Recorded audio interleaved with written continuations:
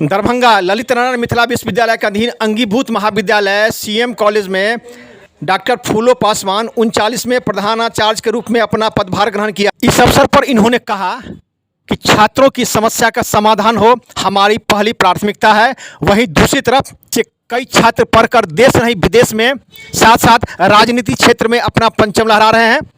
इसकी प्रतिष्ठा बची रहे हमारी पहली प्राथमिकता होगी। इन्होंने क्या कहा आप सुने। दरभंगा दर्शन न्यूज से मनोज झा।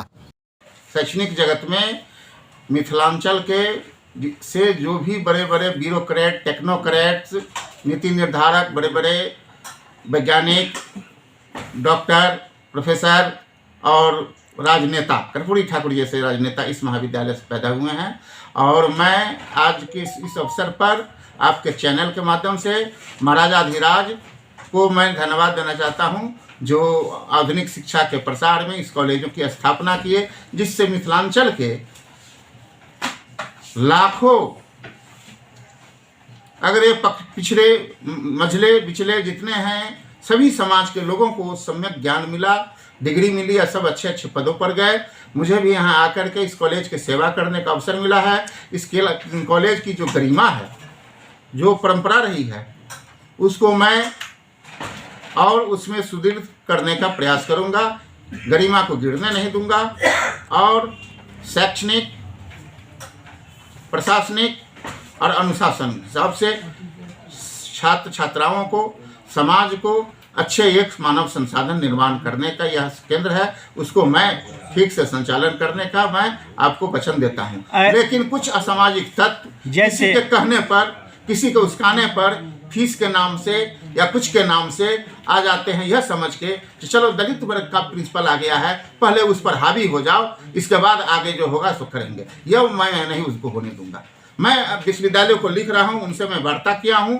वो चाहते हैं जो 300 रुपया जो आंतरिक स्रोत के लिए लिया जाता है सीआर के रूप में, जिससे उसके एग्जामिनेशन का पेपर, क्वेश्चन इत्यादि तैयार किया जाता है, इन्विजिलेटर को प्रश्न दिया जाता है चाइना से, उस सब के लिए वो लोग माफ़ कराना चाहते हैं। तो ये सब कर देंगे तो कॉलेज चलेगा कैसे? कॉलेज वित्तीय हालत से महाविद्यालय विश्वविद्यालय चल रहा है। 4 महीना से वेतन नहीं मिला है। सरकार जो है कहती है पैसा नहीं लेना है, न वेतन के पैसा देती है, न इस सब के लिए पैसा देती है, तो चलेगा कैसे? समस्या या जो अन्य व्यवस्था है उन पर हमारी सीधी सीधी निगाह है, सीधी निगाह रहेगी और विधि समाधान करूंगा। और विधि व्यवस्था पर किसी प्रकार का कोई कोताही नहीं बरता जाएगा। कोई बताइए, कोई समझौता नहीं। क्या छात्रों से क्या अपील करेंगे आप इस मौके पर? छात्रों से कहेंगे आप मुझे सहयोग कीजिए शिक्षण में।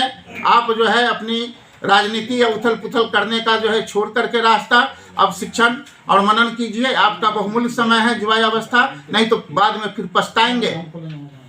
क्योंकि जो पढ़ता है, जिसके पास ज्ञान है, जिसके पास क्षमता है, वही नौकरी प्राप्त कर सकता है, जीविका प्राप्त कर सकता है, समाज में सम्मान प्राप्त कर सकता है। आप जैसी जितनी बातें अभी कही है, तो इन समस्याओं को लेकर क्या विश्वविद्यालय को अवगत कराएंगे? मैं विश्वविद्यालय को छात्रों से, मैं शिष्टमंडल से बात किया, सबका आवेदन लेकर के मैं अभी जा रहा हूं डीएसडब्ल्यू साहब और माननीय कुलपति महोदय के पास और सचिव महोदय के पास अपनी बात रखूंगा। इसमें मुझे सम्यक मार्गदर्शन करें। कौन शिष्टमंडल आपसे आया था मिलने के लिए? अभी कोई अमन कुमार झा थे सक्सेना, और उनके साथ और कुछ छात्राएं थी, और अभिषेक कुमार झा पूरा उग्र थे, लग रहे थे जो वो हमको जो है यहाँ जो है खा जाएंगे। क्या किस संगठन से जुड़े हुए हैं वो लोग? पता नहीं कौन तथाकथित संगठन से जुड़े हुए हैं, MSY से हैं।